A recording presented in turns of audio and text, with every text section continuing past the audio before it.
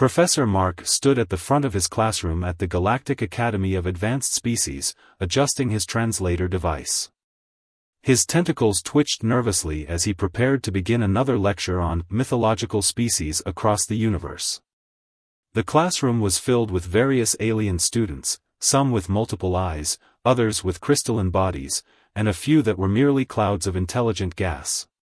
Today, he began, his translator converting his clicks and whistles into standard galactic common, we will discuss one of the most fascinating myths in the known universe, the species called humans. A ripple of amusement passed through the class. Professor Mark projected a hologram showing an artist's interpretation of a human, a bipedal creature with only 2 eyes, no protective scales or exoskeleton, and peculiarly smooth skin. According to ancient texts, these creatures supposedly originated from a planet they called Earth, in the Sol system. One of his students, a crystalline being named Bright, raised a facet in question. "Professor, why would anyone believe such creatures could exist? They appear completely defenseless." "Exactly." Professor Mark's tentacles waved enthusiastically. "This is why most scholars believe humans were invented as cautionary tales. The stories claim they survived despite their fragile bodies through something called innovation and determination." More laughter rippled through the classroom. He continued, "The legends say they achieved space travel using primitive chemical rockets, survived extreme temperatures with artificial coverings called clothes, and even developed weapons using simple atomic fission, all without natural abilities." The class was thoroughly entertained by these outlandish claims. A gaseous student named Mist formed themselves into a rough human shape mockingly, causing more laughter. "The most amusing tales," Professor Mark continued, "suggest that humans could adapt to almost any situation through what they called engineering rather than evolution. Some stories even claim they could repair their bodies using primitive medicine instead of natural regeneration." As the class continued to chuckle at these absurd notions, the Academy's ancient door chime rang, a sound that hadn't been heard in decades. The class fell silent as the door slid open with a hydraulic hiss. 2 figures walked in, wearing sleek spacesuits that were unlike anything the professor had seen before. They reached up and removed their helmets, revealing exactly what the professor had just described as impossible: human faces. "Sorry we're late," said one of them with a friendly smile. "We're the new transfer students from Earth. Traffic near the Orion Arm was terrible." The professor's tentacles went completely rigid. His translator fell from his grip, clattering to the floor in the dead silence of the classroom. Every student stared in shock as the myth they'd been laughing about moments ago stood before them in living, breathing form. The second human looked at the hologram still floating in the air, the artistic interpretation of their species, and chuckled. "You know, that's not a bad likeness, but the proportions are a bit off. Mind if we help update your database?" The classroom remained frozen in stunned silence as the 2 humans made their way to empty seats. Their movements were smooth and confident, despite the varying gravity settings that accommodated different alien species in the room. The professor watched in fascination as they navigated around floating gas-form students and carefully avoided brushing against the crystalline ones. "I'm Tom," said the taller human, "and this is Alex." He gestured to his companion who was already pulling out what appeared to be an ancient paper notebook, another mythical, human invention that caused several students to lean away in surprise. Professor Mark finally found his voice, his tentacles still trembling slightly. But the Sol system was thought to be uninhabitable. The radiation levels, the extreme temperature variations, the primitive technology level. "Oh, we fixed most of those problems," Alex replied casually, as if discussing the weather. "The radiation shields were tricky at first, but once we figured out how to manipulate electromagnetic fields, it wasn't too bad. As for the temperature..." Alex patted their spacesuit, good old-fashioned human ingenuity. The crystalline student, Bright, sparkled in agitation. "Impossible. Your species cannot have natural electromagnetic manipulation abilities." Our scans would have detected such energy signatures. Tom smiled, reaching into his bag. We don't have natural abilities. We have this. He pulled out a small device that hummed quietly. We built machines to do it for us. This personal shield generator runs on a battery smaller than my thumb. The gaseous student, missed, condensed in shock. Built? You mean you created abilities you weren't born with? That's. Engineering, both humans said simultaneously, grinning at each other. Professor Mark scrambled to gather his composure, his academic curiosity overtaking his shock. The legends, they mentioned your species used something called science to compensate for your biological limitations. But surely you can't have advanced far without natural defenses or abilities? Tom and Alex exchanged amused glances. Professor, Tom began diplomatically, how did you get to work today? By teleportation, of course, the professor replied, still clutching his desk for support. And who invented the teleporters? Why, the Quantum Mind Collective of the Andromeda Galaxy, obviously. No other species has the natural ability to perceive quantum states needed to. We invented teleportation 60 years ago, Alex interrupted quietly. We couldn't perceive quantum states naturally, so we built machines that could do it for us. Just like we built machines to see infrared, ultraviolet, and radio waves. We built devices to detect gravity waves, to manipulate matter at the atomic level, and to communicate faster than light. The class erupted in murmurs and clicks of disbelief. One student, a silicon-based life form, raised their crystalline appendage. But why? Why not wait to evolve these abilities naturally? Tom laughed, a sound that made several students jump. Wait? That's not really our style. Humans, well, we're kind of impatient. Why wait 1,000,000 years to evolve when you can build a solution today?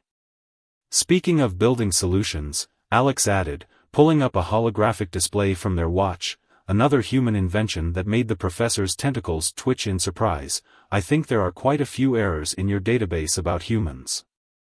Would you like us to help correct them? We have quite a few interesting stories to share about how we actually survived and thrived on our uninhabitable planet.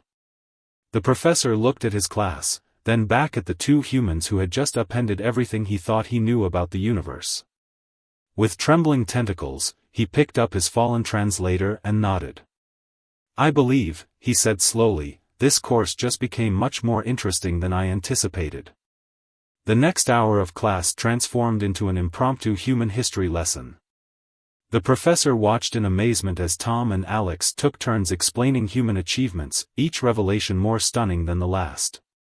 So you're saying, a multi-eyed student named Pulse asked, their eye stalk swaying in confusion, that when you couldn't breathe underwater, instead of accepting that limitation, you built machines to go underwater anyway?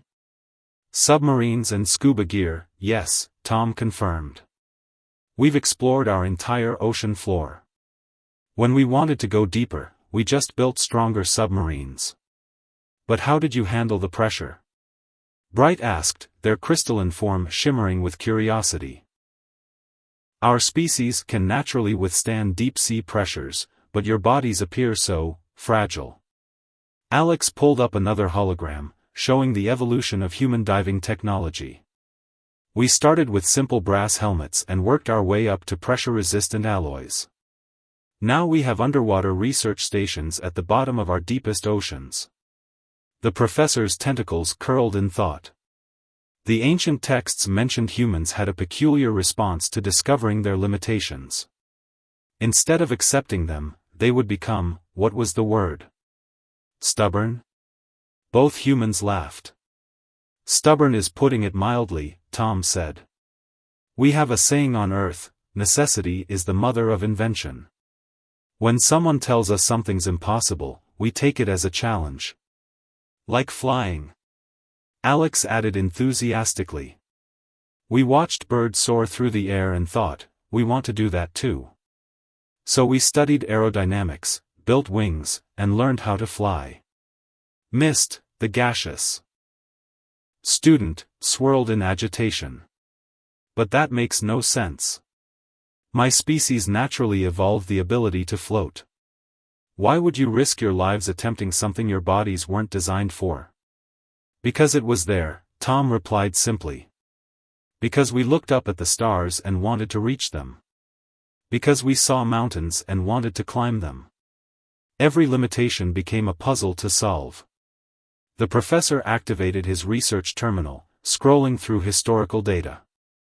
This explains why we found so many unusual artifacts in abandoned solar systems. We thought they were left by ancient spacefaring civilizations, but they were human exploration vessels, weren't they? Alex nodded. We call them probes. We sent them out long before we could travel the stars ourselves.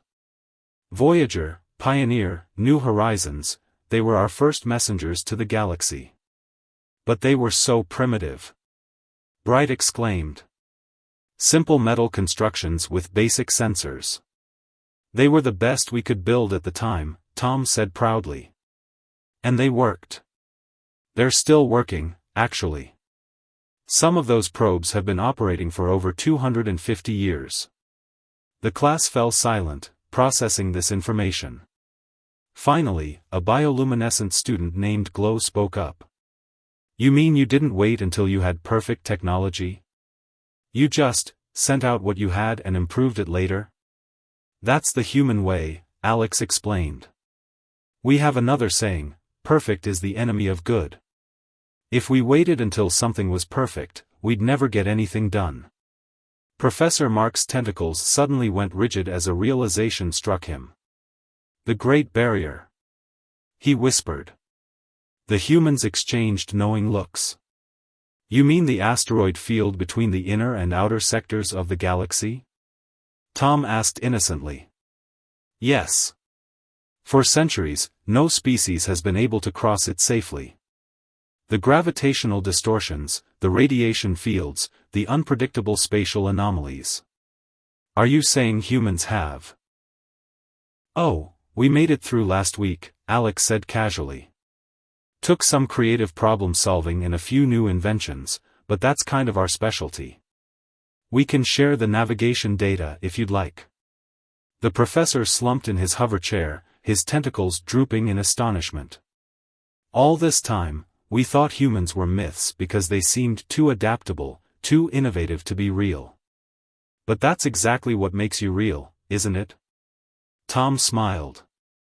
Professor, you haven't heard anything yet. Wait until we tell you about how we terraform planets. The word terraform sent a wave of confusion through the classroom. The professor quickly checked his translator, thinking it must have malfunctioned. You mean, you change planets? Mist condensed into a tight, anxious ball. That's not possible. Planets take billions of years to form naturally. Tom pulled up a holographic display showing a barren red planet slowly transforming into a lush, blue-green world. This is Mars, our neighbor. It used to be a cold, dead world. Now it's our second colony, home to about 50 million humans. The crystalline student, bright, refracted light in patterns that indicated extreme distress.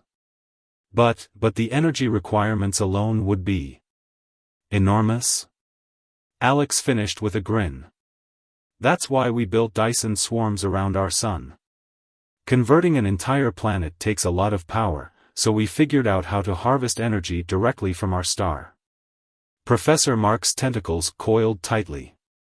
The mysterious structures in the Sol system, the ones we detected but couldn't approach due to the radiation, those are your energy collectors? Some of them, Tom nodded. Others are manufacturing centers, research stations, and what we call solar shields. They help us control the amount of sunlight reaching each planet we're transforming. A new student spoke up, a being of pure energy named Spark. Our species naturally transforms matter, but only in small quantities. How do you manage planetary scale changes without inherent matter manipulation abilities? Alex pulled out what looked like a handful of dirt from their pocket. See these? Nanomachines. Billions of microscopic robots programmed to break down and rebuild matter at the atomic level. We seed them on a planet's surface, and they gradually transform the environment according to our specifications.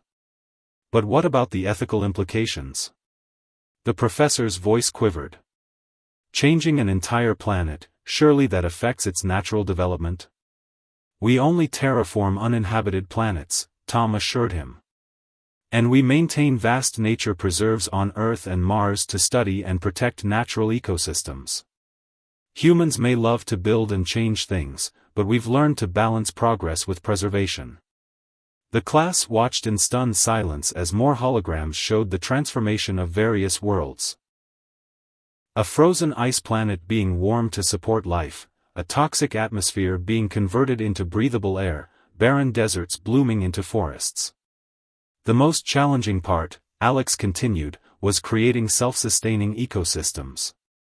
It's not enough to just make a planet habitable, it needs to stay that way. That's why we developed what we call the Garden Protocol. Bright's crystalline form sparkled with curiosity. Garden Protocol? A combination of artificial and natural systems working together, Tom explained. We introduce engineered bacteria to build up the soil, specially designed plants to maintain atmospheric balance, and artificial pollinators to keep everything running smoothly until natural evolution takes over. The professor's tentacles suddenly shot up in realization.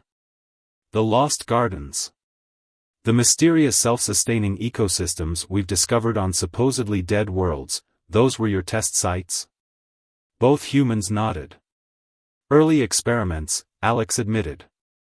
Some worked better than others. We've refined the process considerably since then. But why?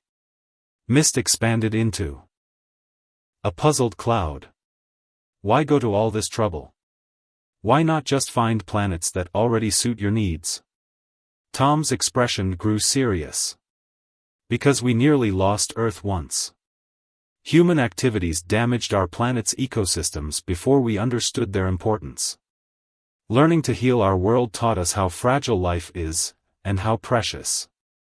Now we don't just settle planets, we become their caretakers. A respectful silence fell over the classroom. The aliens began to see humans in a new light, not just as innovative toolmakers, but as guardians of life itself. Besides, Alex added with a mischievous smile, someone needs to get these planets ready. After all, we're not the only species that might want to explore the stars. We're just the ones stubborn enough to pave the way. Professor Mark noticed his student's attention drawn to a soft blue glow emanating from Tom's wrist device. Is something wrong? He asked, tentacles twitching nervously. Not wrong, Tom smiled, checking the holographic display. Just interesting. Our ships detected some unusual energy patterns in this sector. Looks like a dying star about to go supernova. The entire class shifted uncomfortably. Bright's crystalline form dulled with concern. That's terrible news. The nearby systems will have to be evacuated. Such a tragedy. Alex and Tom exchanged puzzled looks. Evacuated? Why? We can just stabilize it. The silence that followed was deafening. Even the gaseous students stopped their usual subtle movements. Stabilize, a dying star? Professor Mark's translator crackled with static from his incredulous tone. That's beyond any known technology in the galaxy. Actually, Alex pulled up another holographic display, we figured it out about 20 years ago. Had to, really. There was a dangerous pulsar near one of our colonies, and moving an entire civilization seemed like more trouble than fixing the star. Tom nodded, expanding the hologram to show a massive space station. We call them Stellar Maintenance Platforms, or SMPs. They use a combination of gravitational manipulation and controlled fusion reactions to rebalance dying stars. Would you like to watch? Our nearest platform is moving into position now. The professor quickly activated the classroom's main display screen, linking it to the human's data feed. The entire class watched in awe as a structure the size of a small moon maneuvered near the unstable star. First, Alex explained, as if giving a routine presentation, we'll stabilize the core using targeted gravity beams. Then inject new hydrogen fuel directly into the fusion zones. It's like giving the star a tune-up. But the energy requirements. Spark flickered rapidly in agitation. The precision needed, the computational power. Oh, that's the easy part, Tom waved dismissively. The hard part was figuring out how to shield the maintenance crews during the procedure. Turns out normal radiation shielding doesn't work too well when you're basically rebuilding a star from the inside out. The class watched, mesmerized, as the massive human structure began its work. Beams of concentrated energy pierced the star's outer layers, while swarms of smaller machines that looked like glowing dots regulated the stellar material. The most interesting part, Alex continued enthusiastically, is that each star requires a slightly different approach. They're like fingerprints, no two are exactly alike. We've had to develop new techniques for each type we encounter. You make it sound like a hobby, Mist swirled in disbelief. Like you're simply tinkering with the fundamental forces of the universe. Both humans laughed. That's exactly what we're doing, Tom confirmed. Humans love to fix things. Cars, computers, planets, stars, it's all just a matter of scale. Professor Mark's tentacles curled in thought. The legends, they mentioned humans had an unusual drive to understand and modify their environment. But this goes beyond modification. You're not just adapting to the universe. We're helping the universe adapt too, Alex finished. Every star we save means countless worlds preserved. Every system we stabilize creates new opportunities for life to flourish. And if we can't fix something, Tom added with a grin, we'll keep trying until we figure it out. Humans are stubborn that way. The class watched as the dying star's erratic pulses gradually stabilized, its angry red glow settling into a healthy yellow luminescence. The professor noticed his students' expressions changing from shock to something else, respect, wonder, and perhaps a touch of fear. You know, Bright spoke up, their crystalline form glowing with new understanding. I always wondered why the ancient texts described humans as both creators and destroyers. Now I understand, you destroy limitations to create possibilities. As the class continued watching the star stabilization process, a priority message flashed across the professor's terminal. His tentacles stiffened as he read it, and he turned to the two humans with an entirely new expression. The Galactic Council, he said slowly, has just announced an emergency session. They've detected your stellar engineering activities and they have questions. Tom and Alex shared another of their knowing looks. Actually, Tom said, that's the other reason we're here. We've decided it's time to formally introduce ourselves to the galactic community. You mean? Mist expanded in surprise, you've been out here all along? Watching us? Alex nodded. We've had faster-than-light travel for over a century now. We spent that time exploring, learning, and helping where we could, quietly. Those mysterious space stations that repair damaged ships in the outer regions? The ancient weather control systems on colony worlds? The automated rescue beacons in dangerous sectors? All human. The professor's tentacles curled in realization. The hidden helpers, the stories about unknown benefactors leaving behind advanced technology, that was all you? We call it the Guardian Initiative, Tom explained. We figured the galaxy could use some help, but we didn't want to interfere too directly. So we left tools and technology where they were needed most. Bright's crystalline form sparkled with sudden understanding. The medical stations. The ones that appeared during the Great Plague 50 years ago. They saved millions of lives across 12 systems. We couldn't just watch people suffer, Alex said softly. Not when we had the means to help. We've faced our own plagues on Earth. We know how devastating they can be. The professor activated his research terminal, scrolling through centuries of unexplained phenomena with new eyes. The atmospheric processors that saved the colonies on the rim, the radiation shields that appeared around damaged reactors, the emergency food replicators during famines. All designed to look like they could have been built by any advanced civilization, Tom confirmed. We didn't want to draw attention to ourselves until we were sure we could be helpful without being disruptive. Spark pulsed with curiosity. But why reveal yourselves now? Because the galaxy is changing, Alex explained. The recent spatial anomalies, the increasing stellar instabilities, the breakdown of traditional hyperspace routes, they're all connected. The galaxy is entering a new phase of its natural cycle, and not all species are prepared for what's coming. The professor's tentacles went rigid. The grand shift, it's not just a theory, is it? The galaxy really is changing its fundamental structure? Yes, Tom nodded gravely. We've been preparing for it for decades. Those stellar maintenance platforms aren't just for dying stars, they're part of a galaxy-wide network designed to help stabilize spacetime itself during the transition.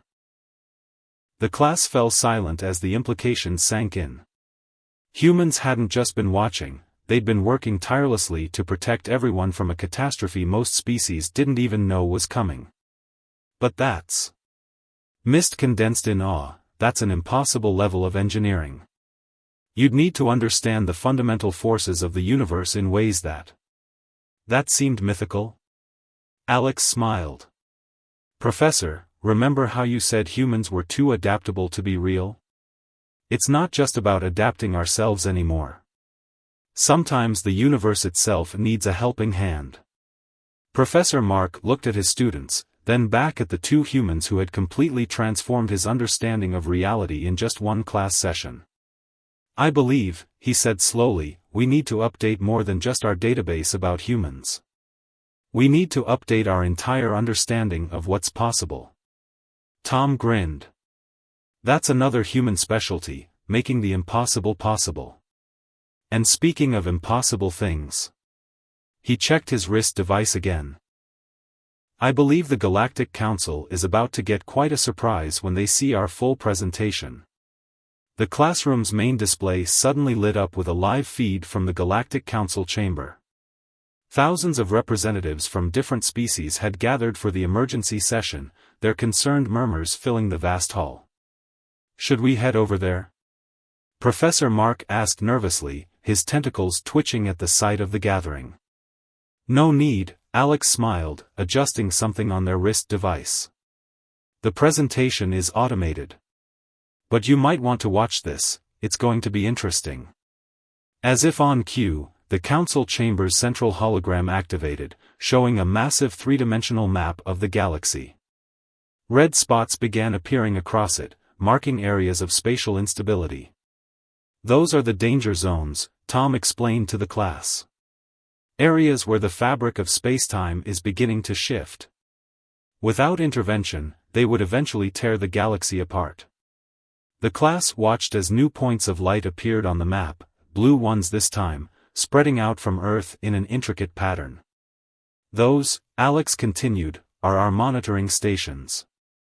We've spent the last century building a safety net around the galaxy. In the council chamber, a human representative appeared, a hologram as sophisticated as any the aliens had ever seen. She began explaining humanity's presence, their work, and their plans for helping the galaxy through its transformation. The really interesting part, Tom told the class with a grin, comes next. On the galactic map, the blue points suddenly connected, forming a vast network that encompassed nearly every star system. Then, to everyone's amazement, the red danger zones began to fade. It's already working, Alex explained proudly. The network isn't just monitoring, it's actively stabilizing spacetime. We've been running tests for the past decade, fine-tuning the system. Today's stellar maintenance operation was actually the final calibration. The professor's tentacles waved in excitement as he understood. You weren't just fixing that star, you were activating another node in your network. Got it in one, Tom nodded. Every star we've fixed has become part of the stabilization grid. The galaxy isn't just changing, it's being upgraded. In the council chamber, the shock was giving way to wonder as the human representative explained how every species could access and contribute to the network. It wasn't just a human project anymore, it was a gift to the entire galaxy. But why? Bright asked, their crystalline form glowing with curiosity. Why do all this in secret? Why help species who didn't even know you existed? Alex's expression softened. Because that's what humans do. We see problems and we fix them. We see potential and we nurture it. We might not have natural abilities like your species, but we have something just as powerful: empathy. And determination. Tom added. We couldn't just watch the galaxy face a crisis when we knew we could help. It's not in our nature to stand by. The professor looked at his class, then at the council chamber feed where representatives were beginning to understand the magnitude of what humanity had done for them. I think, he said slowly, we need to create an entirely new course. Not mythological species but human innovation and galaxy-scale engineering. Actually, Alex suggested with a smile, why not make it a joint course? Humans might be good at finding unusual solutions, but we still have so much to learn from other species. The best innovations come from collaboration. Speaking of collaboration, Tom checked his wrist device one last time. The Council is about to vote on humanity's formal admission to the galactic community. Anyone want to watch? The class eagerly turned to the display, but Professor Mark noticed something interesting. His students weren't just watching the proceedings, they were taking notes, asking questions, already thinking about how they could work with these remarkable humans. And in that moment, he realized the greatest myth about humans had been thinking they were a myth at all. They weren't just real, they were proof that in a vast, dangerous universe, sometimes the most powerful force isn't natural ability or advanced evolution. Sometimes, it's simply the unwavering desire to make things better, one impossible solution at a time.